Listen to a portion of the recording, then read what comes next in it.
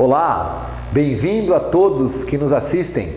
Eu sou o Maurício, seu professor de redação, e aqui nós desvendaremos a redação do Enem, suas características, sua forma, seu conteúdo, seus segredos, cada detalhe com o objetivo de te levar à nota 1000. Sim, é possível. Então, vamos lá. Bom, neste momento nós vamos discutir um aspecto mais interpretativo da redação do Enem. Você acha que só estão envolvidas aqui competências de escrita? Claro que não, né? Mas também pudera, né? A redação é o único momento em que você será avaliado na sua capacidade de escrita, já que o Enem não tem provas com questões dissertativas. Todas as questões da prova são de múltipla escolha, portanto, você só será desafiado a apresentar suas capacidades de escrita dentro da redação. É daí que advém o fato da redação ter um peso tão expressivo na composição de sua nota. É o único local, o único momento em que você vai ser avaliado nesse aspecto. Por isso, é um processo dentro da prova do Enem muito bem construído. Claro que há problemas, questões que envolvem polêmicas relacionadas à redação, mas ainda assim é possível dizer um momento de avaliação muito bem construído. Então, além das competências de escrita, que você será avaliado, coesão, coerência, adequação ao tema, norma culta, elaborar proposta de intervenção no problema, também há um aspecto interpretativo. Aí você pergunta, qual é esse aspecto? Ora, lembre-se que a sua dissertação, o texto que você fará lá no dia da prova, ele estará limitado por um tema ou uma proposta de redação. Ou seja, você será condicionado a tratar do mesmo tema, assim como todos os alunos que participarão do Enem. Por isso nós falaremos desse aspecto. Vamos falar de interpretação do tema. O que é interessante levar em conta ao ter à sua frente o tema ou proposta de redação? Bom, o tema ou proposta de redação é tão fundamental para a composição do exame que você sabe, se lembra bem da nossa aula, um dos critérios, uma das ações que podem levar o texto à eliminação é justamente a fuga ao tema. Se você não apresentar uma compreensão adequada do tema ou da proposta de redação e por desventura, por desgraça, abordar um tema distinto e nem sequer citar ou tangenciar minimamente o tema, a sua redação é zerada, fuga ao tema, um abraço, redação eliminada. Por que isso acontece? Que povo do mal, por que fazer isso? Ora, simples, porque para garantir a isonomia, a igualdade de condições entre todos do exame, que participam do exame, todos devem falar do mesmo tema. Assim eu condiciono os indivíduos a tratar da mesma problemática. Portanto, fugir ao tema é como se você descumprisse uma das regras básicas do processo, que faz o processo funcionar. Por isso, muito cuidado para não fugir ao tema. Aí você me pergunta, como eu posso garantir que não vou fugir do tema, que não vou cometer essa desgraça no dia da minha prova? Ora, interpretando o tema de maneira adequada. Então falaremos disso, interpretar o tema ou proposta de redação. Bom, o tema, e agora eu vou chamar aqui só de tema de redação, ele é construído sempre por uma coletânea de textos. Uma coletânea de textos compõe o tema ou proposta de redação. Portanto, você que não conhece a prova do Enem, está começando agora a conhecê-la e tudo mais, muita atenção a isso. Durante a nossa vida escolar, quando tínhamos aula lá com a tia Rosinha, lembra? Terceira série, quarta série. Geralmente, o tema de redação que recebíamos era uma frase, uma sugestão simples do que deveríamos escrever.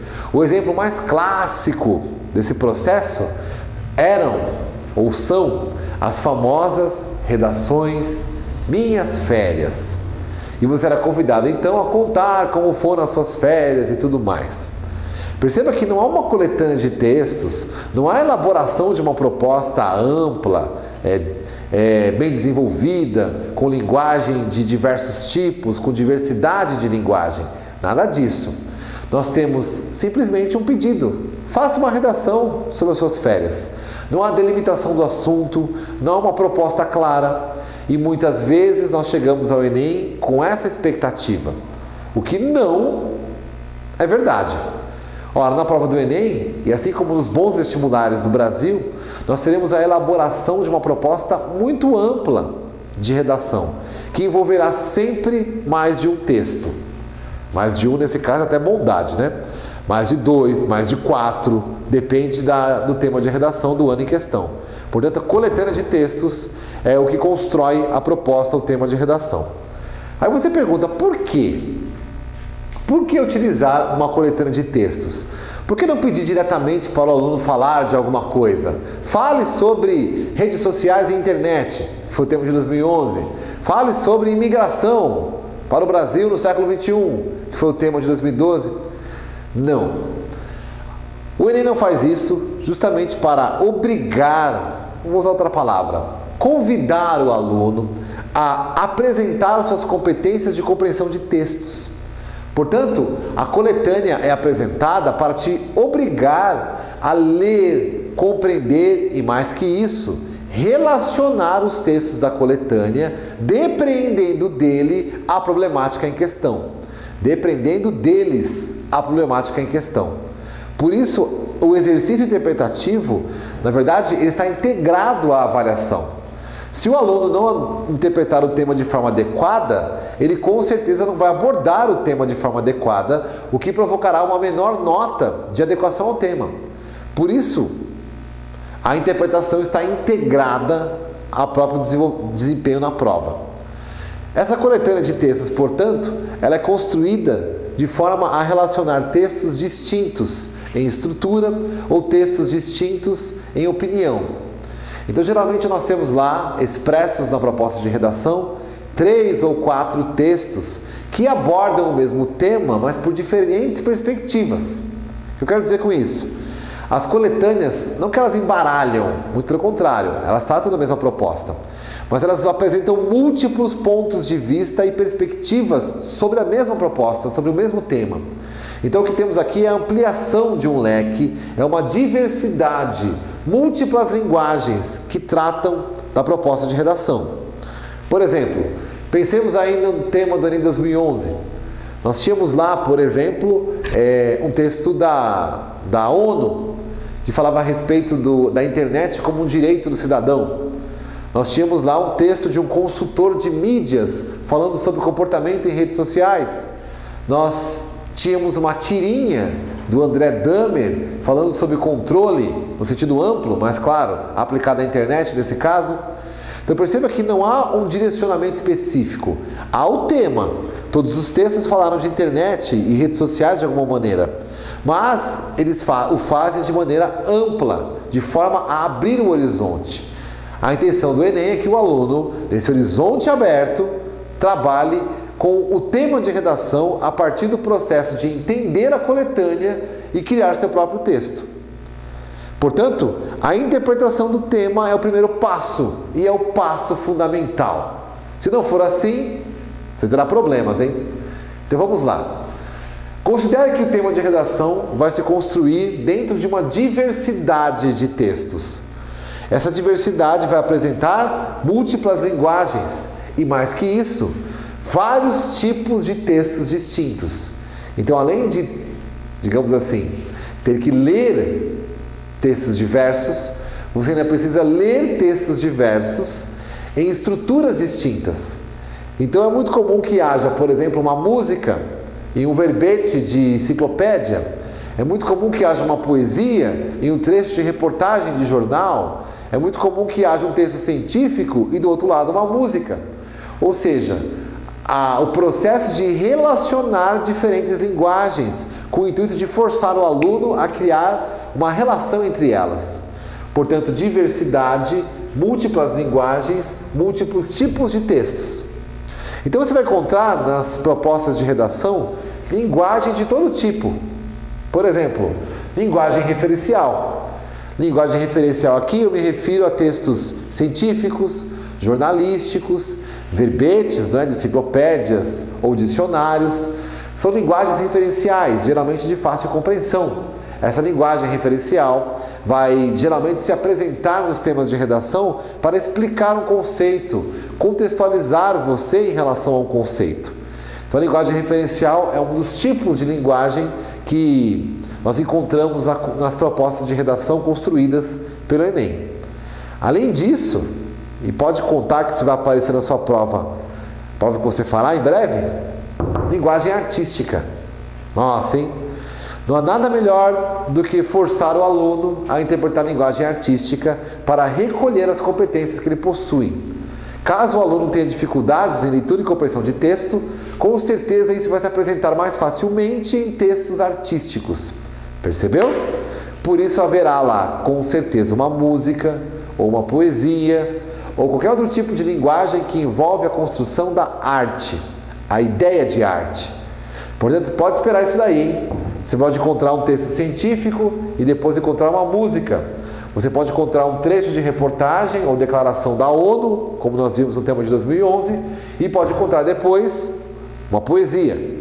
Ou seja, relacionar textos de diferentes origens, de diferentes estruturas, para ver se o aluno é capaz de, mesmo em diferentes estruturas, depreender o conteúdo do texto.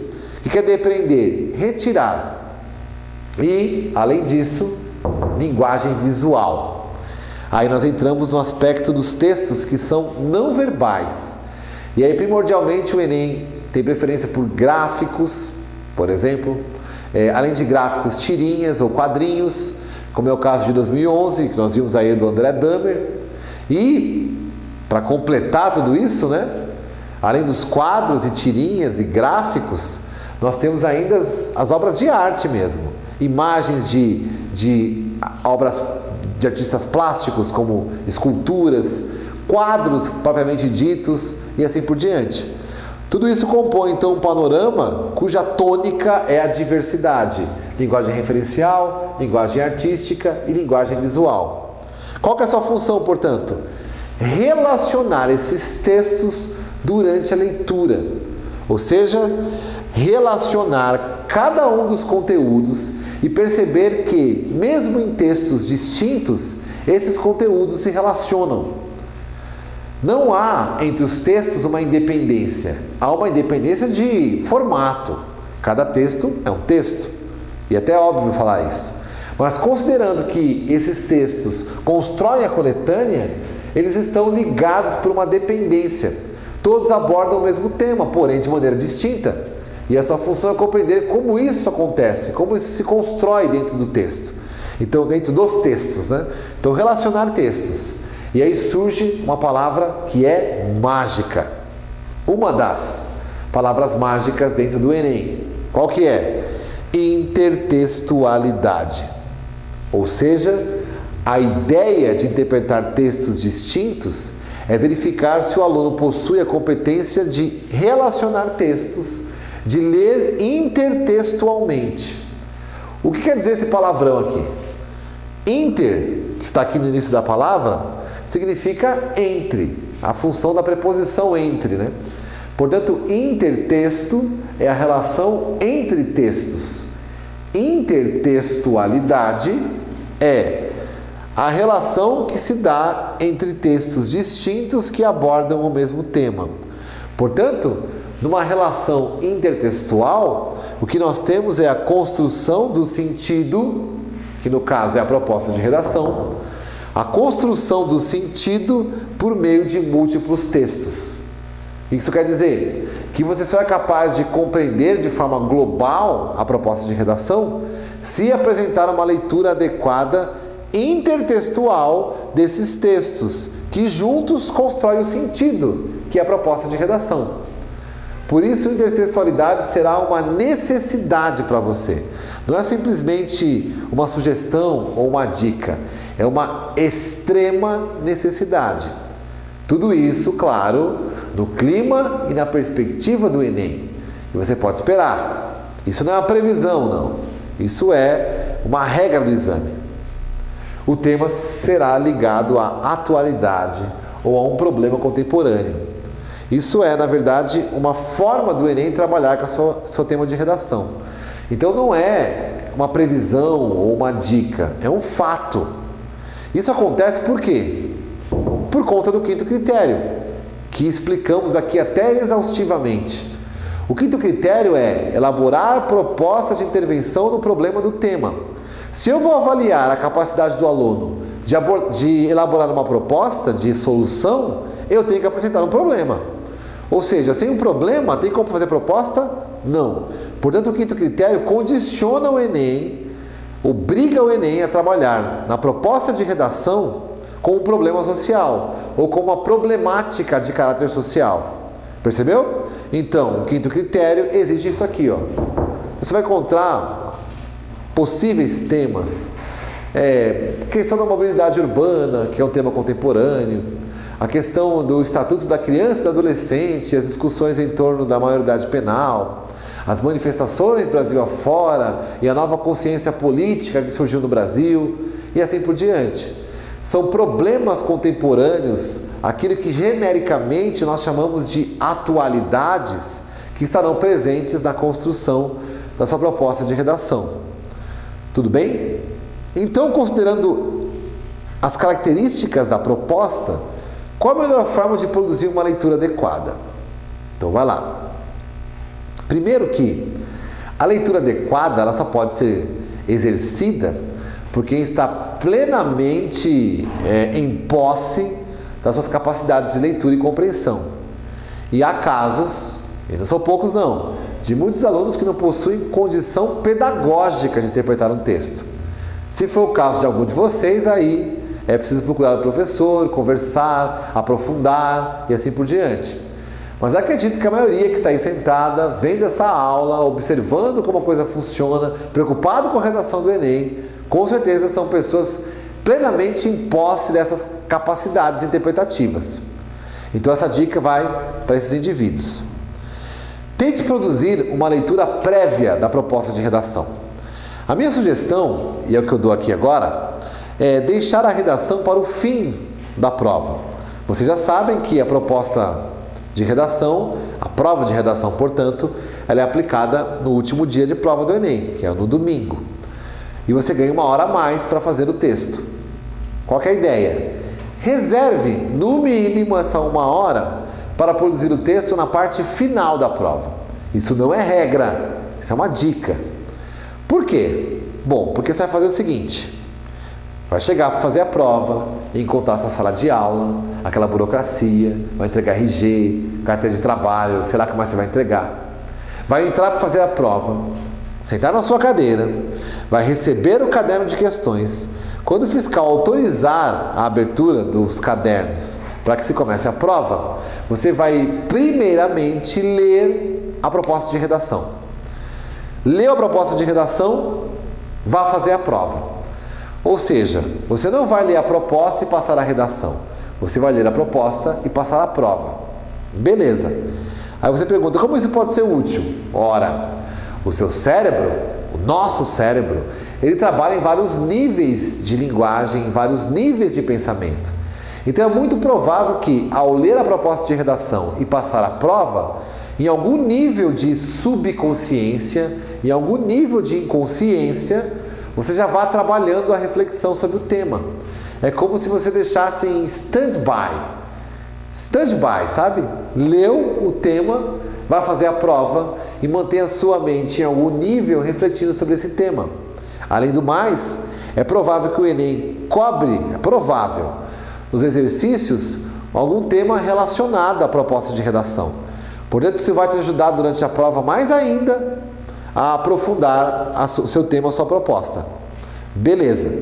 Então você vai ler previamente, abrir o caderno de questões, vá direto à proposta e leia.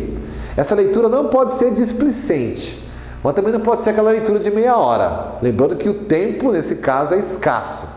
Então é uma leitura adequada. Como é que você faz uma leitura adequada do tema? Bom, vai a dica. A leitura adequada é aquela que interage com o texto. E aí eu sugiro que você, na hora da leitura, esteja com sua caneta em mãos e sublinhe aquilo que você achar importante. Eu sei que a dica de sublinhar e grifar é uma dica simples que se ouve constantemente na escola, mas nesse caso é uma dica válida mesmo. Ela sempre foi, mas nesse caso é especial. A interpretação adequada no tema é a fiadora da boa redação. Não há como dissociar essas coisas. Alguém que não compreendeu o tema não vai fazer uma redação a contento. Por isso, a leitura com caneta na mão nos coloca próximos do texto. Então, grife substantivos, grife verbos, relacione os textos, interaja com eles. Teve uma ideia na cabeça, já escreva ali do lado mesmo. Vá ampliando a sua leitura por meio dessa interação com o texto. Eu costumo chamar esse tipo de leitura ativa. Quer dizer, você evita que a sua cognição entre numa situação de passividade e o tema se faça então mais difícil. Assim você se mantém em atividade e mais que isso. De certa maneira você vai incorporar o texto, por conta dessa leitura, a sua forma de produzir a sua dissertação. Tudo bem? Então leitura ativa, sublinhe, grife, trabalhe com o texto de maneira a atuar sobre ele. Sim? Terminou de ler, faça toda a sua prova. Chegou ao fim, vá para a dissertação. Faça o seu rascunho, posteriormente passe a limpo. Essa é uma excelente dica, a da leitura ativa, para fazer funcionar a leitura do texto. Sim? Então vamos verificar como é que isso acontece nos temas de redação. Eu vou tratar de alguns temas aqui, vou ler para vocês, conversar sobre eles. A gente verifica como a intertextualidade se relaciona. Tudo bem? Então vamos lá aos temas de redação. Bom, vamos então trabalhar com temas, né? Eu vou fazer a leitura, é o que tem que ser feito, e vamos discutir um pouco como se constrói a coletânea de textos dentro dos temas em questão. Eu comecei aqui mudando um pouquinho, nós trabalhamos até agora somente com os temas, o tema do Enem 2011, a questão da privacidade nas redes sociais, a questão do limite entre público e privado na internet. Agora passemos ao Enem 2010. O Enem 2010 ele possui, na verdade ele foi aplicado em 2 edições, né? Ele foi aplicado na data oficial e depois, devido a algum problema lá, ele foi reaplicado para alguns alunos que foram prejudicados por problemas na impressão da prova. Foi um número pequeno de alunos que teve direito então à reaplicação. Portanto, nós temos 2 temas de redação. O tema de redação do Enem que foi aplicado e o tema de redação do Enem que foi reaplicado. Eu vou começar pelo tema então do Enem oficial, aquele que foi realizado pela maioria dos alunos, posto que os que foram contemplados com a reaplicação foi um número bem menor do que o geral de alunos, né? Então eu vou começar pelo tema do Enem oficial, digamos assim. A proposta de redação, e é assim que ela aparece, proposta de redação, eu tenho chamado de tema de redação, considere sinônimos isso. A proposta de redação, ela aparece já apresentando o que se espera do aluno. Então, antes de entrar na coletânea de textos diretamente, a proposta já apresenta o que se espera, para que você não tenha dúvida. Portanto, você falar que não entendeu, não entendi, é porque está vacilando mesmo. Então, diz assim, ó, com base na leitura dos seguintes textos motivadores para tudo. Textos motivadores. Por que eles estão chamando de motivadores esses textos? Ora, porque o objetivo não é que você reproduza os textos da coletânea ou que você copie argumentos que são dos textos que estão na coletânea. Esses textos devem servir somente e estritamente como motivadores, que levem você, esses textos, a uma reflexão, a um juízo de valor sobre a problemática em questão. Portanto, o objetivo não é, em hipótese alguma, que você reproduza os textos da coletânea. Aliás, esse é um dos pecados mortais da dissertação, que é copiar os textos da coletânea. Então vai lá. Com base na leitura dos seguintes textos motivadores e nos conhecimentos construídos ao longo da sua formação, aí é uma referência à sua herança escolar, à sua bagagem escolar, redija um texto dissertativo argumentativo, em suma, uma dissertação. Em norma culta, escrita da língua portuguesa, quer dizer, a adequação à estrutura do texto dissertativo e a adequação à norma culta, à gramática da língua portuguesa. Sobre o tema, o trabalho na construção da dignidade humana. O tema é muito claro. Você deve então dissertar em norma culta sobre o trabalho na construção da dignidade humana, apresentando experiência ou proposta de ação social que respeite os direitos humanos. Selecione, olha a palavra-chave aqui, organize e relacione de forma coerente e coesa argumentos e fatos para a defesa do seu ponto de vista. Perceba que na proposta, então, de redação, nas orientações gerais, o Enem fala em organizar, selecionar, apresentar, argumentar. Quer dizer, são palavras fundamentais dentro do texto dissertativo. Não é à toa que temos repetido tanto e tantas vezes isso. A necessidade de argumentar, relacionar e assim por diante. E lá no final, depois dos textos motivadores, ainda há as instruções, né? Que o texto deve ser escrito à tinta, na folha própria, que o seu texto tem que ser em prosa.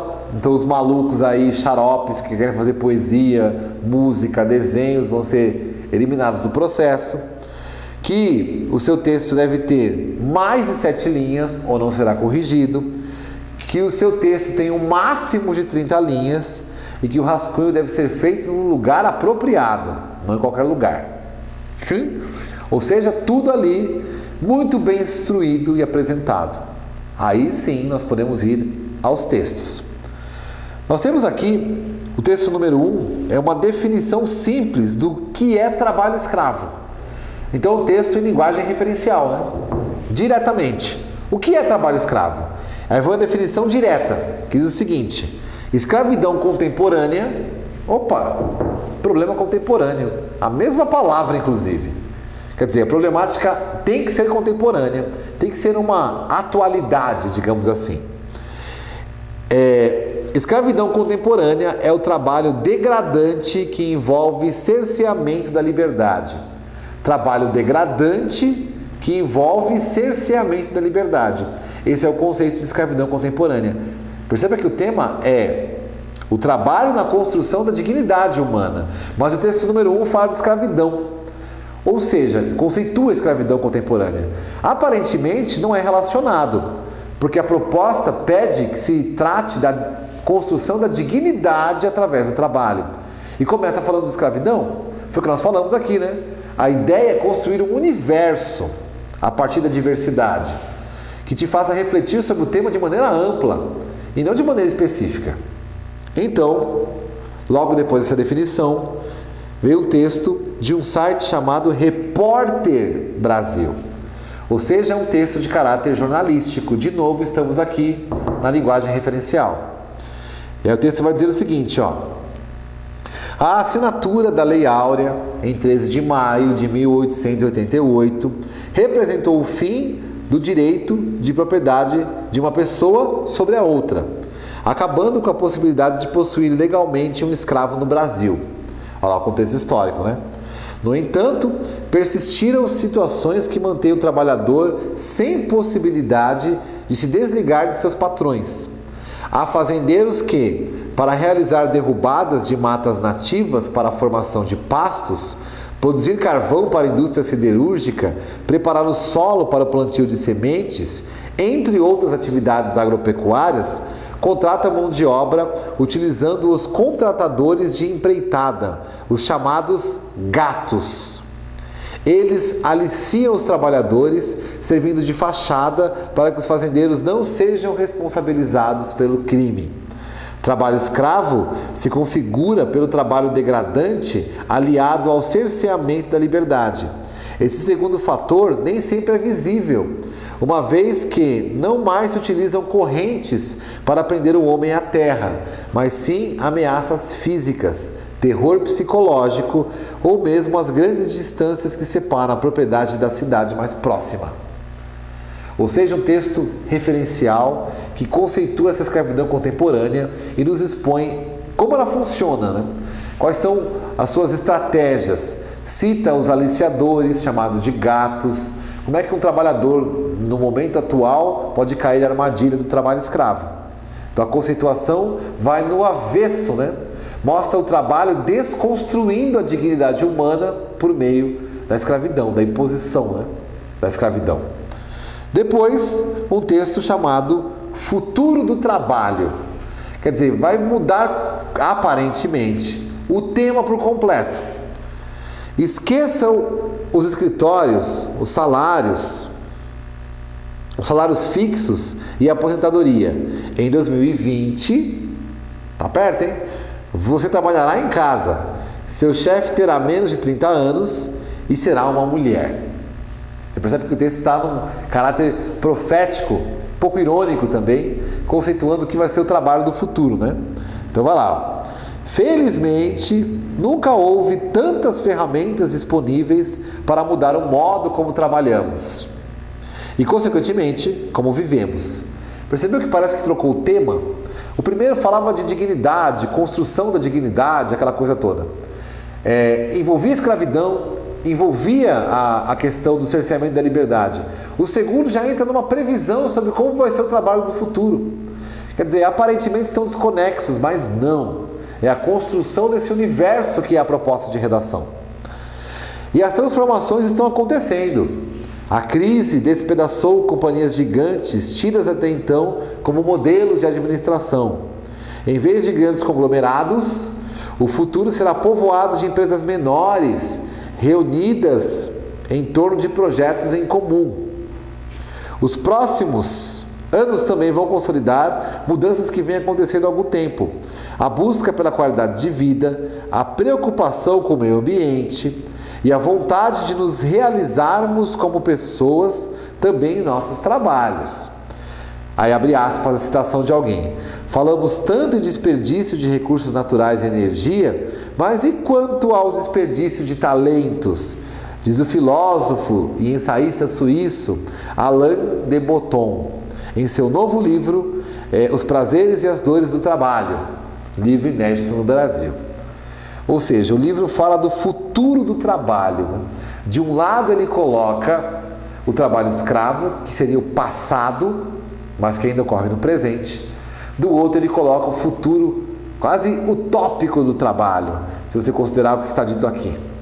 A partir disso tudo, o tema de redação se encerra com uma imagem de uma fórmula matemática do funcionamento, de como funciona o trabalho. E essa fórmula matemática relaciona o seu trabalho, a preocupação com o meio ambiente, a busca da qualidade de vida, a inovação e a globalização. É uma fórmula, portanto, que se relaciona com o texto que acabamos de ler. A partir disso tudo, a sua dissertação deve tratar do trabalho na construção da dignidade humana. E há ainda, né, uma imagem de uma pessoa provavelmente em situação de trabalho degradante. Percebeu o funcionamento do tema? Ou seja, ele funciona em torno da ideia de trabalho e dignidade, porém trabalha com conceitos aparentemente distintos. O trabalho escravo, na contemporaneidade, que seria uma concepção pretérita de passado realizada no presente, e aqui do presente as previsões utópicas, positivas, sonhadoras, sobre de como vai ser o trabalho do futuro. Sim? Vai falando sobre home office, o trabalho em casa. Citou um filósofo suíço que trata desse tema, a questão da qualidade de vida, de não desperdiçar talentos e assim por diante. Tudo isso para você falar sobre a construção do trabalho, na dignidade, a construção da dignidade humana por meio do trabalho. Percebeu? E por fim, um outro tema de 2010, esse da prova reaplicada. Você percebeu que o tema foi mais simples, né? Quer dizer, o pessoal que fez a prova reaplicada, digamos que teve um trabalho menor para interpretar o tema. Mas enfim. Olha lá, de novo a proposta começa diretamente, né? Dizendo o que você tem que fazer. Então vai lá, ó. Com base na leitura dos seguintes textos motivadores e nos conhecimentos construídos ao longo de sua formação, redija um texto dissertativo argumentativo em norma culta, sobre o tema ajuda humanitária. Então, de novo, o tema aqui é ajuda humanitária. É um tema direto, explícito, ajuda humanitária. Apresentando experiências ou proposta de ação social que respeite os direitos humanos. Selecione, organize, relacione de forma coerente e coesa argumentos e fatos para a defesa de seu ponto de vista. Então, o texto tem uma imagem falando sobre doação de alimentos para as vítimas da chuva no Rio de Janeiro. Então, a imagem é de um folheto convocando as pessoas a produzir, digamos assim, essa ajuda, a doar e assim por diante. O Rio precisa da sua ajuda. Faça aqui a sua doação para as vítimas das chuvas no Rio de Janeiro. É necessário, ou são necessários produtos de primeira necessidade: limpeza e higiene pessoal, leite em pó, alimentos infantis, fraldas descartáveis e etc. Tudo isso aí com o apoio da Polícia Militar, do Governo do Estado e assim por diante. Percebeu? Então vamos ao texto, ou aos textos. Comitê de Ajuda Humanitária da Universidade Estadual da Paraíba treina voluntários para atuar junto às vítimas de Palmares, região geográfica. Na manhã desta quinta-feira, cerca de 50 pessoas, entre alunos e professores da Universidade Estadual da Paraíba, participaram do primeiro treinamento de equipe multidisciplinar para atuação em situações de emergência, oferecido pelo Comitê de Ajuda Humanitária, Social e da Saúde, criado recentemente pela instituição. A primeira atividade da equipe terá início já neste domingo, data em que viajarão para a cidade de Palmares, que fica lá em Alagoas, onde permanecerão por uma semana para oferecer apoio humanitário aos moradores daquela localidade, uma das tantas atingidas pelas chuvas e enchentes que assolaram os estados de Pernambuco e Alagoas nas últimas semanas. E que é isso? Notícia. Linguagem referencial, direta, que exibe o quê? Um fato. Quer dizer, a Universidade Estadual da Paraíba criou um comitê de ajuda humanitária que vai treinar, no caso de 2010, cerca de 50 pessoas que vão para Palmares, uma cidade de Alagoas, atingidas pelas chuvas, para auxiliar as pessoas que estão flageladas ou prejudicadas por esse evento. Simples assim. Então perceba que o tema é ajuda humanitária. Nós temos uma imagem que convoca as pessoas a apresentar a sua ajuda às vítimas do Rio de Janeiro, e o primeiro texto vai tratar de exatamente isso, a organização da ajuda humanitária às vítimas das chuvas em Palmares. Aí vem o segundo texto, o terremoto no Haiti. Olha lá, atualidade, problema contemporâneo. Redes sociais da internet foram o principal meio de comunicação. Durante todo o dia de ontem, a internet foi o principal meio usado pelo Haiti para se comunicar com o mundo. Mensagens ao exterior foram encaminhadas por estrangeiros no país e por moradores locais. Apesar da instabilidade na rede, os sistemas de luz e telefone também estavam intermitentes. Os sites de relacionamento foram usados para acalmar familiares e clamar por auxílio internacional. No Brasil, usuários do Twitter divulgavam a ação da ONG Viva Rio, que abriu uma conta para receber doações aos desabrigados no Haiti. Outro texto de linguagem referencial, contando um fato contemporâneo e pertinente à proposta de redação, que é a ajuda humanitária. A partir daí, você deveria redigir o seu texto.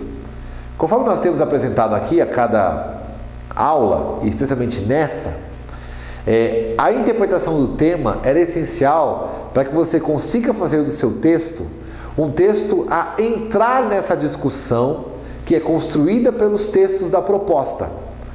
Ou seja, os textos da proposta de redação, eles constroem um universo temático. Esse universo temático deve receber a contribuição do seu texto. Então você não deve produzir um texto que necessariamente refute ou que necessariamente concorde com os textos da coletânea. Você não precisa nem produzir uma relação direta entre os seus textos, entre os seus textos e os textos da coletânea. O que você precisa é produzir um texto que esteja apto a integrar essas discussões, como se você fosse contribuir para ela, como se você fosse adicionar um ponto de vista, como se você fosse ampliar o que foi debatido. Portanto, é como se você estivesse a produzir um texto para a própria coletânea, de forma a incluí-lo nessa problemática. Portanto, a busca pelas suas próprias ideias, pelo seu próprio ponto de vista, que será defendido por argumentos, tudo isso depende da boa compreensão desses textos da coletânea. Vou dar um exemplo prático. Nós vemos agora o texto da prova reaplicada de 2010. Você viu que havia uma imagem de um folheto que fala da ajuda humanitária, um texto que mostra a organização da ajuda humanitária por parte da Universidade Estadual da Paraíba e, por fim, um outro texto que mostra a articulação das pessoas via internet, especificamente via o Twitter, para fazer valer a ajuda aos atingidos pelo terremoto no Haiti, no país inteiro, basicamente.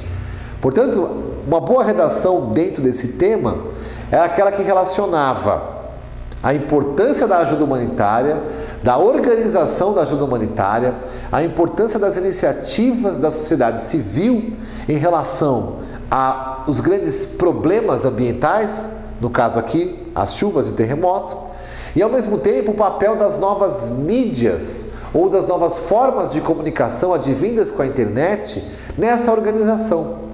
Ou seja, a internet ocupando aí ou realizando um papel de ferramenta, meio, catalisadora, digamos assim, das intenções da ajuda humanitária.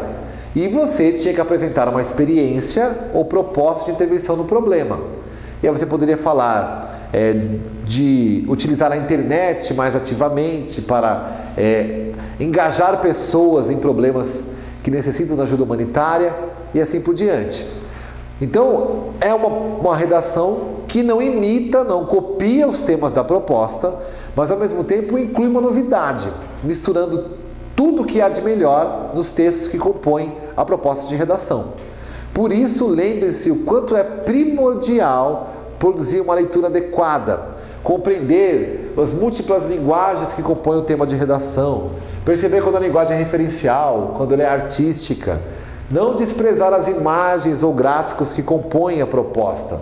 Ao mesmo tempo, lembrar de relacionar os textos, intertextualidade, a construção do sentido por meio dos múltiplos textos. E tudo isso a partir de uma leitura ativa, que sublinha, grifa e interage com o texto. A partir daí, tenho certeza que fuga ao tema não será o seu problema, nem de perto, e que você conseguirá produzir um texto adequado à proposta de redação. Tudo bem? Então, boa sorte! Esse foi o trabalho do momento. Acesse aí os nossos links para mais informações. Acompanhe os nossos cursos, aprofunde seu conhecimento e, acima de tudo, bons estudos e boa sorte!